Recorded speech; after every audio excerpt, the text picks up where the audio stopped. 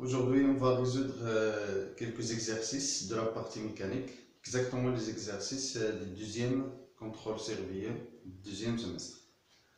Donc, on va résoudre quelques exercices des leçons de force, équilibre d'un solide soumis à de force, le poids et la masse. On va commencer par l'exercice 1. Maintenant, je vais afficher l'exercice 1 sur l'écran.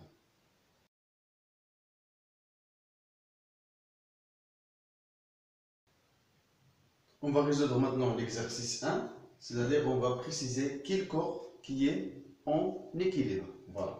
Alors comme vous voyez ici, chaque corps ici est soumis à combien de forces? Très bien, à 2 forces. Voilà. Chaque corps ici soumis à 2 forces et on va voir quel corps qui est en équilibre. Pour faire un petit rappel, un corps qui est soumis à 2 forces est en équilibre quand un corps est soumis à 2 forces F1 et F2 si, voilà, si quoi? Si ces deux forces, si les deux forces, c'est-à-dire F1 et F2, première condition, en même, quoi? Très bien, en même direction, c'est-à-dire en même droite. Ce sont les deux forces portées sur la même droite. Aussi en même, quoi? Très bien, intensité. Intensité, c'est-à-dire, comment on représente cette intensité? Par la longueur de la force. Même intensité, c'est-à-dire même longueur, en arabe, nafs طول, même longueur de la force. Et finalement, en des sens, comment sont-ils les sens? Eh bien, les sens opposés. Voilà. Très bien. Allez-y, on commence par le corps numéro 1. Alors, pour corps 1, 2 points. Alors, ces deux forces-là, est-ce qu'ils ont même direction, c'est-à-dire même droite? Voilà la droite de la force numéro 1, voilà la droite de la force numéro 2. Est-ce qu'ils ont même droite?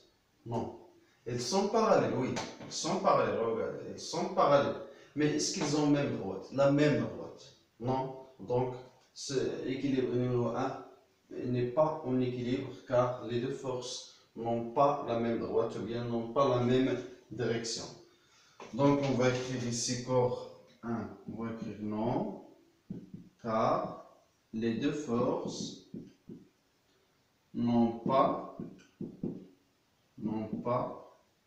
même direction, ou bien entre parenthèses, même droite. On a rappelé c'est les dénoms nafs mustaqim. Très bien. On passe au corps numéro 2. Corps numéro 2. Corps numéro 2. Alors, ces deux forces-là, est-ce qu'ils ont même direction? Ici, regardez. Voilà. Regardez. Donc, ils ont même direction. Très bien. Est-ce qu'ils ont des sens opposés? Oui. Cette force vers ici, cette force vers ici. Donc, des sens opposés. Est-ce qu'ils ont même intensité? La troisième condition. Donc, si vous voyez ici, même longueur, 7 cm. Et ici, 7 cm. Donc, même intensité. Donc, il a ces trois conditions. Donc, oui, ce corps, oui. Donc, oui, il est en équilibre. Oui, car il y a les trois conditions. Shurut talat. On a les trois conditions. Voilà. Maintenant, on passe au corps numéro 3.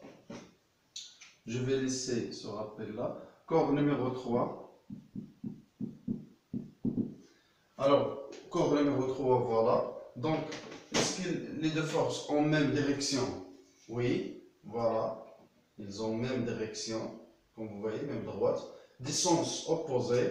Et est-ce qu'ils ont même intensité? Oui. voilà ici, c'est 6 mm et ici 6 mm. Donc ils ont même intensité. Pardon, ici j'ai dit 7 cm, pardon, c'est 7 mm la longueur de cette force. Donc voilà la flèche, n'est pas bien clair. Donc au numéro 3, oui, oui, car les trois conditions sont assurées. لأن الشروط الثلاث محققة. Quatrième condition, quatrième corps, les deux forces, est-ce qu'elles ont même direction? Regardez, même droite, oui, sens opposé, oui, mais est-ce qu'ils ont même intensité? Regardez l'intensité de cette force, combien la longueur? 6 mm, mais ici, plus de 6 mm, donc pas même, ils n'ont pas même intensité. Donc on va écrire corps 4, non. Pourquoi? Car ils n'ont pas même intensité. Donc non, car les deux forces n'ont pas même intensité. N'ont pas même intensité. Et enfin, corps numéro 5. Corps numéro 5. Alors, est-ce qu'ils ont même direction? Oui, regardez, même direction, c'est-à-dire même droite. Est-ce qu'ils ont même intensité? Oui, on va regarder. D'abord, est-ce qu'ils ont même sens? Même sens. Cette force vers ce sens-là et cette force aussi vers ce sens. Donc, ils n'ont pas des sens opposés, donc n'est pas en équilibre. Alors, ce corps-là n'est pas en équilibre. Non, non, car les deux forces car les deux forces n'ont pas des sens opposés.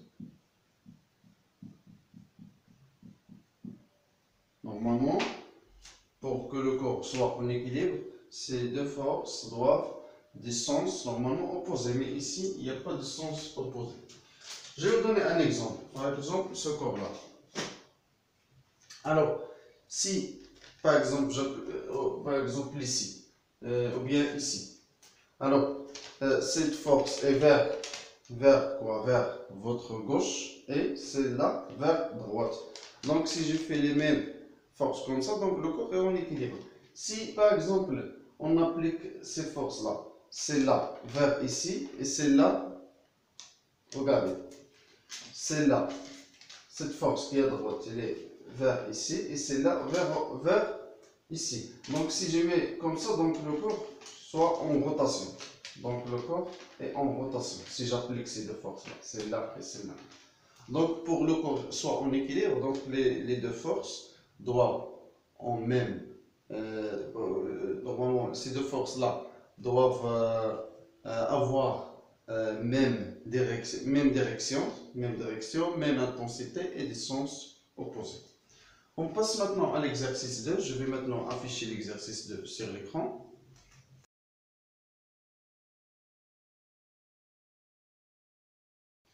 On passe maintenant à la résolution de l'exercice 2. Donc, ils ont cité que voilà un corset qui est en équilibre, posé sur un bureau. Voilà le bureau et voilà le corset. Dans l'exercice, ils ont dit que le corset est en équilibre. Voilà. La première question, c'était quelles sont les forces appliquées sur le corset? Alors, quelles sont les forces appliquées sur le corset, ce corps-là? Quelles sont les forces qui existent? Il y a d'abord quoi? D'abord, là, le poids. Voilà. Il y a d'abord le poids. Les forces appliquées, sur le corps C,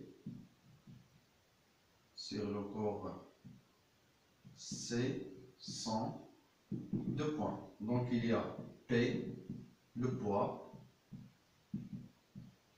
Voilà le poids. Qu'est-ce qu'il y a encore? Donc il y a le poids. S'il n'existe pas de bureau, donc le corset va tomber. Donc le bureau ne laisse pas le corset à tomber. Donc le bureau aussi applique une force sur le corset. Ok? Donc le bureau applique aussi une force sur le corset. Il résiste le corset à tomber. Parce que si, comme ici, donc si j'ai un corps, par exemple, si j'ai un corps ici sur, par exemple, ce bureau, alors le bureau ne laisse pas ce corset à tomber. S'il n'existe pas le bureau, donc le corps va tomber. Donc on va l'appeler R, la force appliquée par le bureau.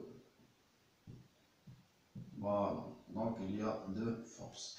Maintenant la deuxième question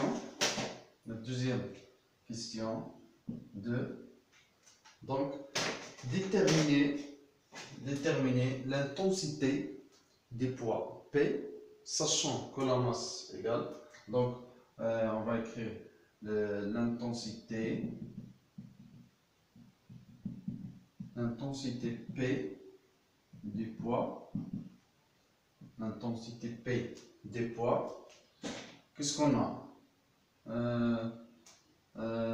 L'intensité des poids P, sachant que donc j'ai M égale, donc il nous a donné 400 grammes la masse, et G, l'intensité de la pesanteur, G de terre bien sûr, égale à 10 newtons par kilogramme. Voilà.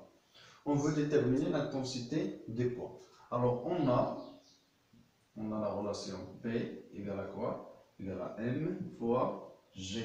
Voilà. Moi je veux mesurer quoi? Je veux calculer quoi? Je veux calculer P égale M égale à combien? Égale à 400 grammes fois G qui est égal à 10 newtons par kilogramme. Qu'est-ce que j'ai ici? Gramme, ici kilogramme. Donc il faut convertir gramme en kilogramme. Alors, si on convertit 400 grammes en kilogrammes, ça donne 0,4 kg fois 10 newtons par kilogramme. Alors, vous savez déjà comment on a fait la conversion. Donc, j'ai kilogramme, hectogramme, décagramme et gramme. Donc, 400 grammes, donc ça donne 0,4 kg. Alors, si on fait l'application numérique, 0,4 fois 10, ça donne 4 kg. Ça va simplifier. Ici, kg, donc il reste 4 newtons. Donc, P égale 4 newtons. Voilà. Voilà. Question numéro 3. Déterminer les caractéristiques de la force R. La force R. Voilà. Donc les caractéristiques de la force P, puis R. Ok, on va déterminer les caractéristiques de P, puis R. Alors, comme vous connaissez les caractéristiques des forces, donc il y a combien de caractéristiques? 4. Il y a d'abord le point d'application, la direction, le sens et enfin l'intensité. Très bien. On va commencer par le point P. Alors, quel est le point d'application de la force P? Qu'est-ce qu'on a dit? Le point d'application de la force P, des poids. Toujours, c'est quoi? C'est le centre de gravité. Voilà, le centre de gravité qu'on le symbolise par la lettre grand G. Donc, point d'application, voilà, ici c'est le point G, qui est le centre de gravité. Voilà. La direction. Comment est la direction du poids? Toujours le poids, comment est la direction? Donc, la sheet, toujours sera selon quoi? Selon la direction horizontale. Donc, toujours la direction du poids, c'est la droite verticale. Pardon, c'est pas horizontale, verticale. Ok? Donc, la sheet sera vers la droite verticale. Donc, parce que le corps tombe comme ça. Donc, c'est-à-dire selon la droite verticale. Donc, voilà la direction, c'est la droite verticale qui passe, alors, qui passe par G. Voilà.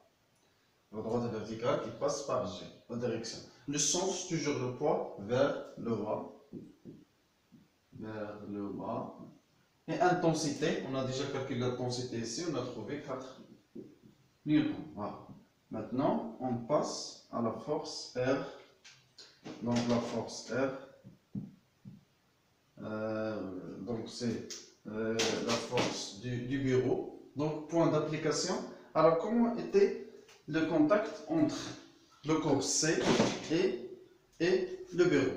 Donc le contact selon la surface. Très bien. Donc, voilà donc le corps C, on place le corps C sur le bureau. Donc le contact selon cette surface. Donc le point d'application, si on a une surface, si on a une force qu'on appelle de contact réparti. Donc le point d'application, c'est le centre de cette surface. Donc le centre de cette surface, donc ici, voilà. Parce qu'on a une vision en devant, donc voilà, on va l'appeler le point A. Ok, donc point A, c'est le point, c'est le centre de la surface de cette surface-là, qui est en contact avec le bureau. Donc voilà le point A. La direction, qu'est-ce que fait le bureau? Donc il résiste la chute du corset. Donc aussi il est vertical. Donc on va dire la droite verticale qui passe par A maintenant. Par A. Parce que voilà la direction, la droite verticale qui passe par A. Le sens, qu'est-ce que fait le bureau? Donc c'est comme essayer d'élever le corset, donc c'est-à-dire vers le haut. Voilà, vers le haut. Pourquoi ce sera vers le haut? Qu'est-ce qu'on a dit? Ce corps-là, il est soumis, le corset est soumis combien de forces? À deux forces. Il est en équilibre. Donc, comment ces deux forces-là, normalement, doivent avoir le corset est en équilibre. Il est déjà, entre parenthèses, soumis à deux forces, P et R. Donc, ces deux forces-là doivent quoi? Doivent avoir même direction, même droite. Voilà, elles ont ici même droite. Voilà, même droite. Passe par GA, vertical. Même quoi? Comment sont le sens? Sens opposé. Alors voilà ici, des sens opposés, oui. Donc ici vers le bas et ici vers le sens opposé, même direction, voilà, même direction. Et finalement, même intensité. Même intensité 4 newtons. Donc ici aussi, ce sera 4 newtons.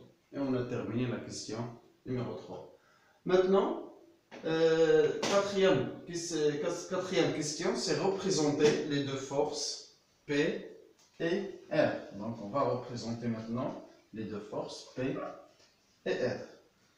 Donc, pour représentation, par exemple, on va commencer par P. Le point d'application, c'est le point G. La direction, c'est cette direction qui passe par G vers le bas. Et l'intensité 4 newtons. Donc, dans l'exercice, il nous a donné déjà l'échelle. Question 5, représenter les deux forces R et P, sachant que l'échelle, voilà l'échelle, c'est 1 cm correspond à 2 newtons. Moi, combien j'ai ici l'intensité de la force? Égale à 4 newtons. Donc, je vais chercher x centimètres pour déterminer la longueur de ces deux forces. Donc, x ici égale à quoi? 1 cm fois 4 newtons divisé par 2 newtons. Voilà. 1 fois 4, ça donne 4. Divisé par 2, 4 par 2, ça donne 2. Newton sur un amplifié reste centimètre. Donc voilà la longueur de la force P et R. On commence par P. Donc j'ai dit le point d'application c'est le point G. Comme vous voyez, point G, la droite c'est vertical. Voilà, vertical, vers le bas. Et l'intensité c'est 2 cm. Donc je vais mesurer 2 cm. Donc 1 et 2. Donc voilà la force P.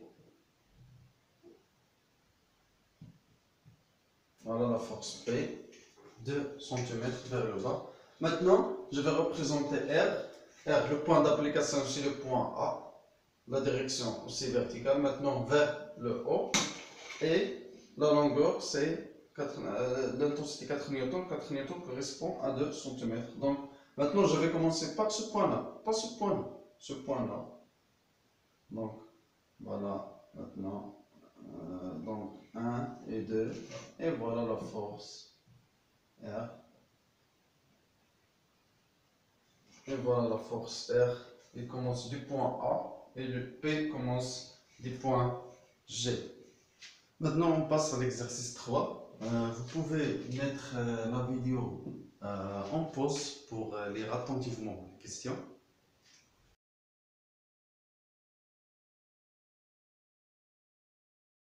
On passe maintenant à la résolution de l'exercice 3. Je vais lire l'exercice. On met en équilibre un corps S de masse M égale à 150 grammes en le suspendant à un dynamomètre qui indique la valeur 1,47 Newton. Voilà la figure ci-dessus. Donc, voilà le corps S de masse M. Il est suspendu par dynamomètre, par le fil du dynamomètre. Suspendu en arabe. La masse de ce corps-là est 150 grammes. Voilà. On passe à la première question. La première question, écrire le bilan des forces exercées sur le corps S. Donc, des forces exercées sur le corps S. Des forces exercées sur le corps S sont. Alors, quelles sont les forces? Il y a d'abord quoi? Il y a d'abord ou bien le poids. Voilà, donc il y a P. Chaque corps qui a la masse M est exercé et appliqué par, ou bien soumis à la force du poids. Donc P, poids du corps. Qu'est-ce qu'il y a encore? Alors il y a le poids. Est-ce que ce corps-là tombe? Non, il ne tombe pas parce qu'il y a la force du fil, du dynamomètre. Donc il y a aussi, on va l'appeler T, parce que dans l'exercice, dans les questions suivantes, ils l'ont noté à la force du dynamomètre T. Donc T, force du fil de dynamomètre.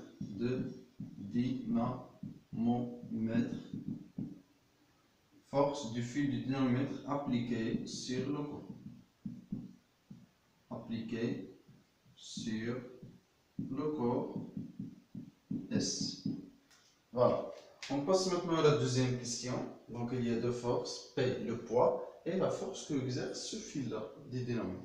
Deuxième question, donnez les caractéristiques des poids P. Voilà. Donc, deuxième question, les caractéristiques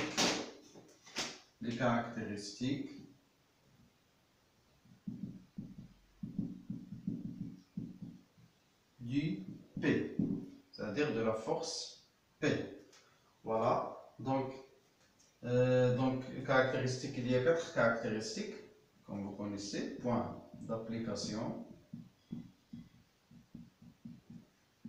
Après quoi? Très bien, direction. Après sens et finalement intensité. Voilà. Donc, on parle ici du poids.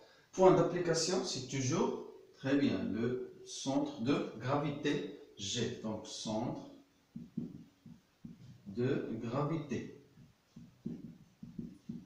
Notez G. Direction. Toujours la direction du poids, c'est la droite verticale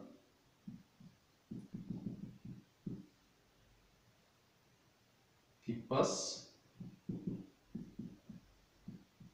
par G. Le sens, c'est toujours le poids vers le bas,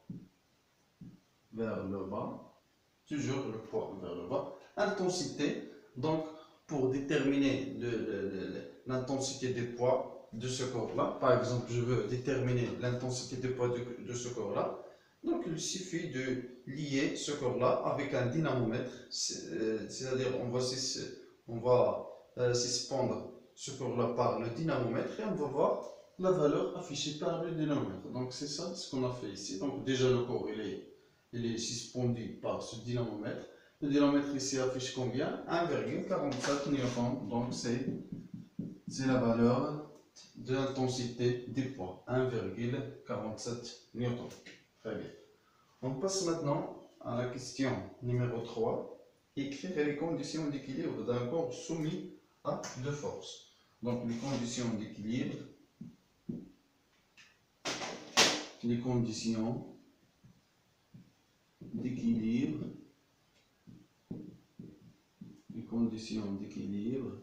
d'un corps soumis à deux forces. Les conditions d'équilibre d'un corps soumis à deux forces, deux points. Première tirée, les deux forces,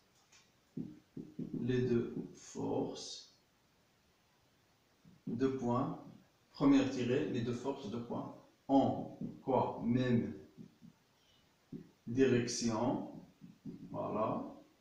Deuxième, en même intensité. Et troisième, en des sens opposés. Voilà. Donc, ce sont les conditions d'un corps qui est soumis à deux forces pour que ce corps soit en équilibre. Question suivante, c'est question numéro 4. En appliquant les conditions d'équilibre, déterminer les caractéristiques de la force T exercée par le dynamomètre sur le corps. Voilà. Donc maintenant, on va voir les caractéristiques de la force T. Donc les caractéristiques de la force T. Les caractéristiques de la force T sont, donc toujours les caractéristiques, il y a 4 points d'application. Après quoi? Très bien. Direction. Après direction, qu'est-ce qu'il y a? Très bien. Sens. Et finalement, intensité. Et voilà. Maintenant, donc, point d'application de la force T. Alors, ce fil-là, parce que T est appliqué par le fil du dynamomètre. Alors, le fil, c'est quoi le point où exerce la force, le fil, sur le corps S? Le fil exerce la force sur le corps S par ce point-là. Voilà, ce point-là, on va l'appeler A. Donc, point, c'est le point de contact avec le corps, c'est-à-dire donc point A, tout simplement. Point A, elle est déjà symbolisée ici. Donc, le point A. Direction, le fil, c'est comme il lève ce corps-là en haut, c'est-à-dire il ne laisse pas ce corps-là à tomber. Donc, direction, c'est aussi comment? Verticale. C'est la même direction de ce corps-là. C'est la même direction de la force P. Ok? Donc, verticale qui passe par A. Qu'est-ce qu'on a dit? Ce corps-là d'abord, ce corps-là, il est soumis à deux forces, P et R. Pardon, P et T. Ok? Donc ce corps-là est soumis à deux forces, P et T. Qu'est-ce qu'on a dit? Ce corps, il est en équilibre. Donc ces deux corps-là doivent même direction, donc voilà, même direction. de verticale qui passe par G ou bien A, donc c'est la même. Comment, pour l'essence, comment normalement doivent être l'essence de ces deux forces? Qu'est-ce qu'on a ici de un corps est en équilibre? P et R doivent même direction, même intensité et sens opposé. Parce que dans la question, pour la question, ils ont dit d'après les conditions d'équilibre. Voilà les conditions d'équilibre. Donc P était même en même direction, même intensité, mais de sens opposé. Pourquoi? Parce que ce corps-là est en équilibre. Parce que le corps S est en équilibre. En équilibre est soumis à deux forces P et T. Donc le sens opposé. Ce sens-là, elle est vers le bas. Donc celui-ci vers le haut. Celle-ci, cette force vers le haut. Intensité, qu'est-ce qu'on a des mêmes intensités? Combien ici? 1,45. Donc ici aussi 1,47 newtons. Et voilà. Donc ces deux forces T et P doivent réaliser ces conditions. Pourquoi? Parce que le corps S est soumis à deux forces P et T et en équilibre. Donc, même les deux forces P et T ont même direction, même intensité et de sens opposé. Ok? Vous avez compris. Donc, on va dire, autrement dit ici, on va dire le corps S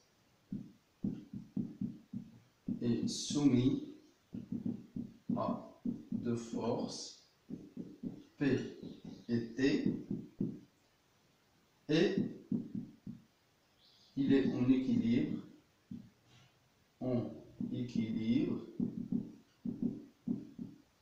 donc P et T en deux points. Le corps S,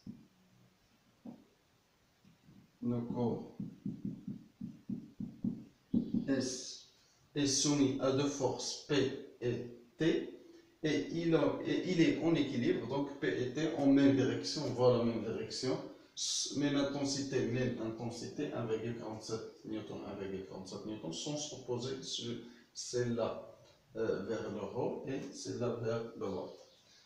Question suivante maintenant, on va voir la question suivante. Je vais débrouiller le téléphone. Donc, question numéro 4, pardon, en appliquant. C'est la question numéro 4, normalement. Oui, c'est 4. Maintenant, question numéro 5. Représentez les forces exercées sur le corps S à l'échelle. Donc, c'est la question numéro 5. Maintenant, il nous donne l'échelle. 1 cm correspond à 0,6 newton. Donc, on va représenter ces deux forces. Donc, les forces que j'ai ici, combien d'intensité? Donc, 1,47 newton. Donc, je vais chercher x centimètres. Donc x égale 1 cm fois 1,47 newton. 1 fois 1,47 newton divisé par 0,6 newton. Donc 1,47 divisé par 0,6, ça donne 1,45. Donc c'est centimètres. Donc c'est la valeur de, c'est la longueur de la force. Donc je vais vérifier, 1,47 divisé par 0,6, pardon, 2, ça donne 2,45, voilà, centimètres. Donc la longueur de la force est 2,45 newtons. Maintenant, je vais représenter, parce que question 5 c'est représentation. Moi je vais écrire ici. Question 5. Question 5. représentation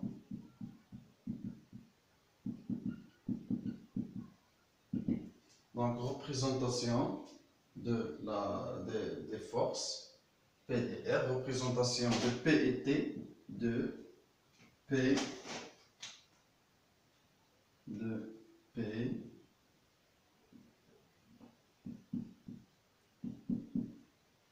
représentation de P et T, voilà, deux points. Donc on a cette échelle là. Voilà, maintenant on va commencer par P. Donc la force P, voilà la force P. Le point d'application c'est le point G. La droite c'est verticale, comme ça, verticale. Le sens vers le bas et l'intensité égale à 1,47 newton. Donc la représentation de 1,47 newton, ça donne 2,45 cm. Donc je vais mesurer maintenant. 1, 2,